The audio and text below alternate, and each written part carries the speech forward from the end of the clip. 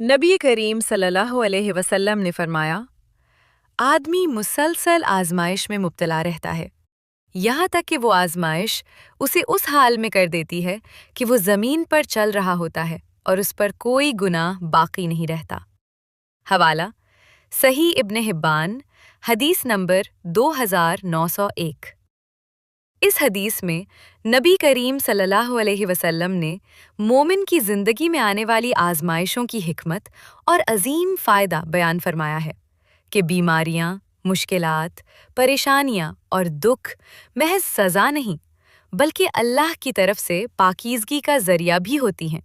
जब बंदा सब्र, शुक्र और अल्लाह पर एतमाद के साथ उन आजमाइशों को बर्दाश्त करता है, तो यही तकालीफ उसके गुनाहों का कफ़ारा बनती चली जाती हैं। यहाँ तक कि एक वक्त आता है कि वो गुनाहों से उस तरह पाक हो जाता है जैसे नया पैदा हुआ हो। इसका अमली मतलब ये है कि मोमिन को मुश्किलात के वक्त मायूस नहीं होना चाहिए, बल्कि ये समझना चाहिए कि शायद अल्लाह उसे साफ कर रहा है और उसके दर्जात बुलंद फरमा रहा है। मिसाल के तौर पर, अगर कोई शख्स तवील बीमारी या मुसलसल परेशानी में मुब्तला हो मगर सब्र और दुआ को ना छोड़े, तो वो अल्लाह के नज़दीक निहायत बुलंद मकाम पा लेता है।